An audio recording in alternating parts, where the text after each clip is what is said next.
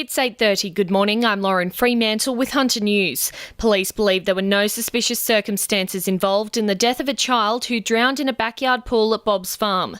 The tragedy occurred around 20 to 7 last night as emergency services rushed to a home on Marsh Road. A 19-month-old boy had been discovered unconscious in the pool. Paramedics attempted CPR, but he sadly died at the scene. A report's now being prepared for the coroner.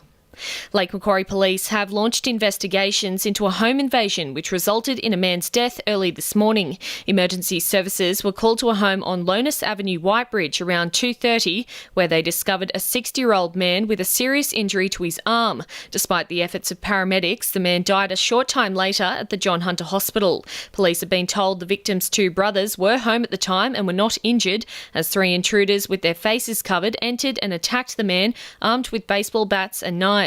A crime scene has been established as officers investigate whether the incident was a targeted attack. In response to staff and students concerned about climate change, the University of Newcastle is committing to use 100% renewable energy by the year 2020. It signed a 7-year contract with Red Energy, who's in the process of finalising its wind, solar and hydro technologies. The uni's environmental manager, Dan Skibarn, says there's already 278 solar panels at Arimba, and this project takes it to the next level. We have a program to roll out 1.8 megawatts of solar, so that's a very large system to be installed both here at Calhan and Arimba. It equates to roughly 7,000 panels, and that's going to cover about 25 buildings, so yeah, quite a large rooftop project. A Newcastle container terminal would carry the majority of its freight by rail in an Australia First announcement by the Port of Newcastle. It comes as the prospect of a terminal seems more likely, with the ACCC launching legal action against New South Wales ports over a deal preventing one being built for the next 50 years. The Port of Newcastle is trying to alleviate the concerns of Novocastrians, fearing hundreds of truck movements every day brought on by the proposed facility. Hunter residents are being encouraged to help local charities after a Salvation Army report showed millions of Australians will need help this Christmas. According to the research, 1 in 4 Aussies experience anxiety in the lead up to Christmas, with 3 million experiencing depression and more than 7.6 million saying it's the most stressful time of year. Newcastle area Major Mark Everett says there is a number of ways to help out. We're really asking everyone to sort of pitch in and help, even if it's $1 or $2, it's $5 or $10, it all makes a difference.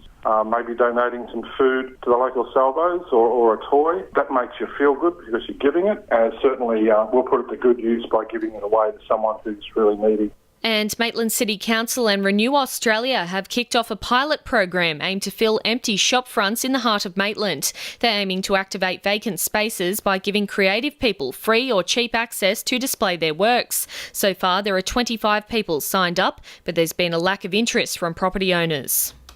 2NURFM Sport. The Newcastle Jets have suffered a disappointing loss last night after going down 2-0 to ladder leaders Perth Glory. Coach Ernie Merrick took many positives from the match after the team dominated possession and took 22 shots at goal, admitting it was always going to be difficult to come back after the early penalty to Perth. 2 set plays hurt us, and once a team like that go 2 goals ahead, it's always going to be very difficult to break them down. Newcastle's W League coach Craig Deans believes his team are having the book thrown at them for not having big-name players. It comes after a controversial 26-minute red card saw Larissa Crummer sent off after a challenge on Perth star striker Sam Kerr, allowing them to equalise with the final result a 2-2 draw.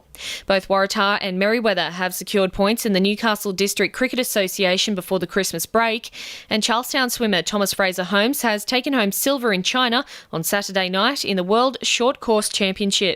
And the winning numbers in Saturday Lotto are 28, 33, 35, 32, 39 and 23, and the supplementaries are 5 and 42. 2NURFM News Time 26 to 9.